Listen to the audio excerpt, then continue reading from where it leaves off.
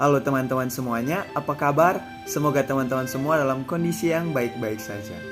Nah, video kali ini adalah video yang berisi materi mengenai penganggaran sektor publik.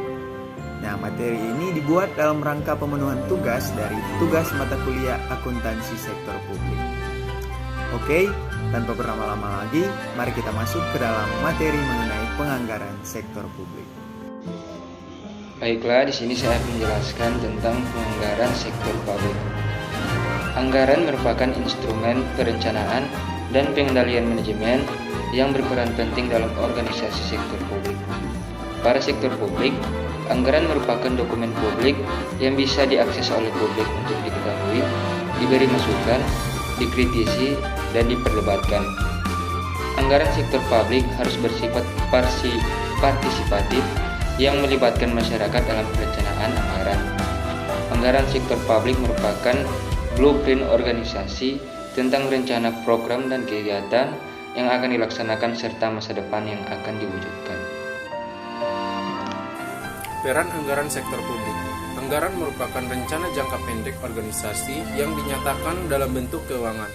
Peran anggaran sektor publik dapat dilihat dari aspek makro dan mikro. Aspek makro yang dimaksud adalah peran anggaran dalam tatanan makroekonomi, sosial, dan politik suatu negara.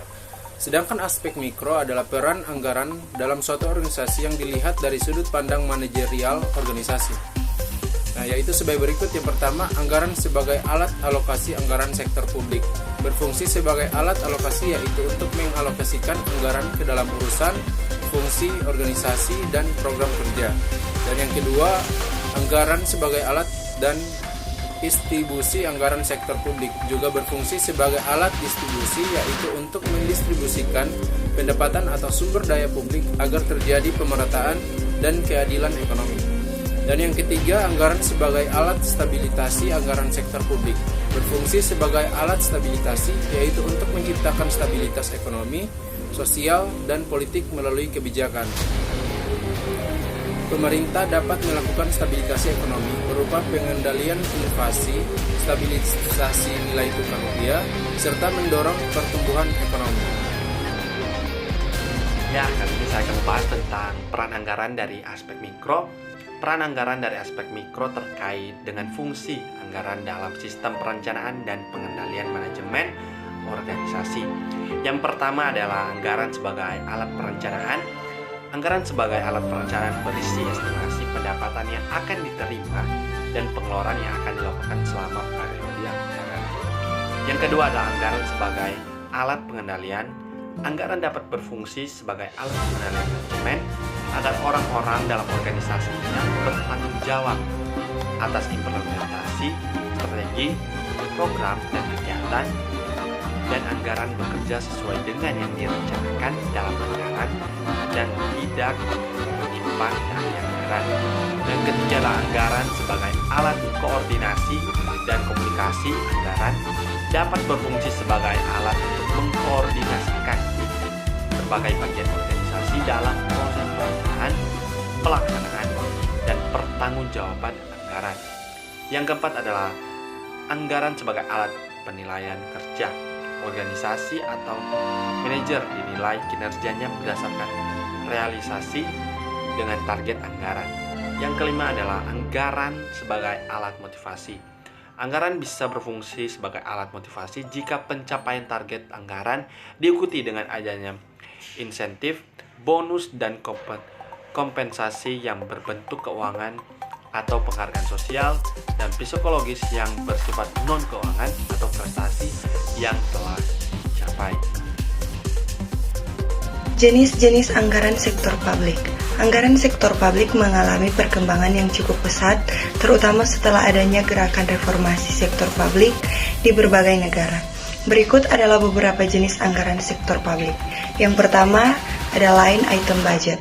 Line item budget termasuk kategori sistem penganggaran yang cukup tua sehingga disebut bagian dari sistem anggaran tradisional.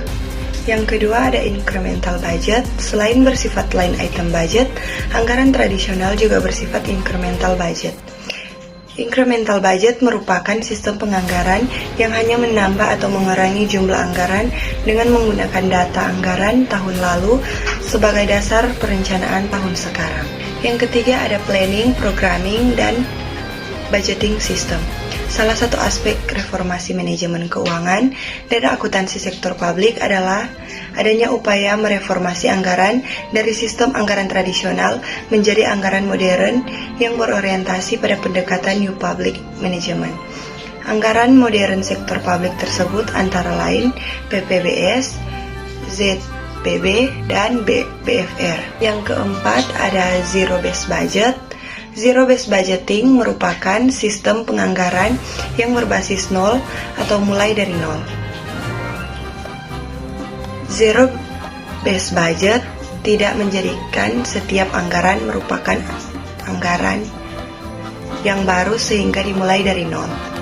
Yang kelima ada performance budget. Performance budget atau anggaran berbasis kinerja merupakan sistem penganggaran yang dilakukan dengan memperhatikan keterkaitan antara anggaran input dengan keluaran output dan hasil outcome yang diharapkan efisiensi dalam mencapai keluaran dan hasil tersebut. Oke, selanjutnya yaitu proses penyusunan anggaran.